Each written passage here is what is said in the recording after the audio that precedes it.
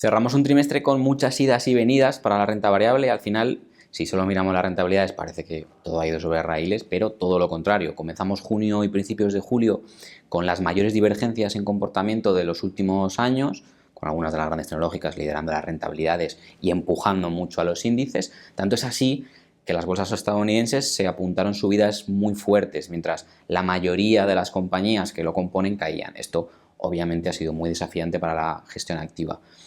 Entre Nvidia, Apple, Broadcom y Tesla aportaron casi el 80% de toda la rentabilidad del S&P 500.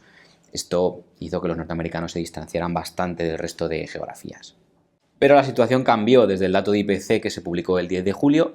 Ahí volvieron a despertar muchos de esos sectores que se habían quedado atrás y repuntaron también con mucha fuerza las pequeñas y medianas compañías. Con una inflación más controlada, cerca del objetivo del 2%, el mercado empezó a descontar más bajadas de tipos. Así que de julio a septiembre hemos visto un escenario muy diferente en el que la gran mayoría de las empresas han ido aportando a las subidas de los índices. Como suele ser habitual también todos los años, agosto no estuvo exento de volatilidad y algún que otro susto. Las decisiones que tomaron desde el Banco Central de Japón provocaron una vorágine de caídas en las bolsas y llevaron a que viéramos una corrección cercana al 10% en algunas de las bolsas en Europa y Estados Unidos. En ese momento aprovechamos para deshacer nuestras coberturas que teníamos sobre el S&P 500 y coger algo de exposición a algunas de esas temáticas que se habían ido por valoración, como puede ser tecnología o comunicaciones. De todas formas, la corrección duró poco, hasta el punto de que casi todas las bolsas cerraron en positivo en el mes. Así que ahora mismo estamos en una situación en la que la inflación está más o menos controlada, con matices, porque la parte de servicios no termina de relajarse. Tenemos luces y sombras en los datos macroeconómicos y los bancos centrales han comenzado el proceso de bajadas de tipos. Esto siempre genera mucho debate entre analistas e inversores. ¿Son positivas? ¿Son negativas las bajadas de tipos para la renta variable? La respuesta es un depende. Si se producen en un momento de fuerte desaceleración o recesión, pueden venir acompañadas de caídas significativas.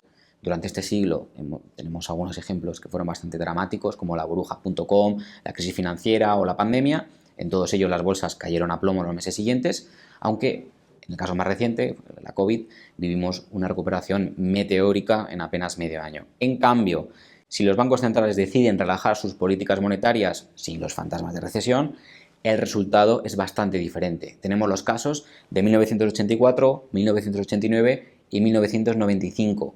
La rentabilidad a un año tras la primera bajada fueron del 10, del 12,5% y del 18% respectivamente. Otra de las noticias que han marcado las últimas semanas son las medidas que ha tomado el Banco Central de China.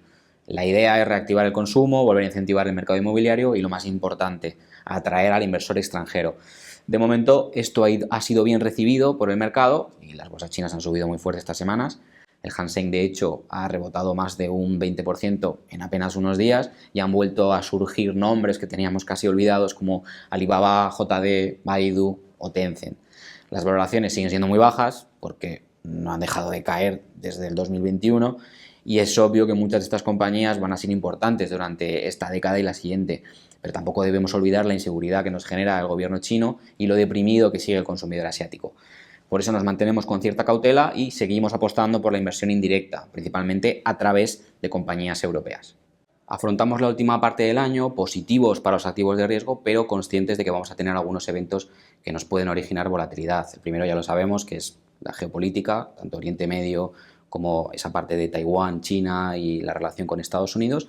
Y luego el evento destacado del año, donde vamos a tener todos marcados en el calendario, son las elecciones estadounidenses. De momento, las encuestas están bastante repartidas y no podemos apostar por un candidato u otro, pero sí sabemos que en los meses anteriores y semanas posteriores sí vamos a tener algo de volatilidad. No obstante, como decía al principio, seguimos siendo positivos para la renta variable y el entorno con las bajadas de tipos y sin una recesión a la vista debería ser positivo.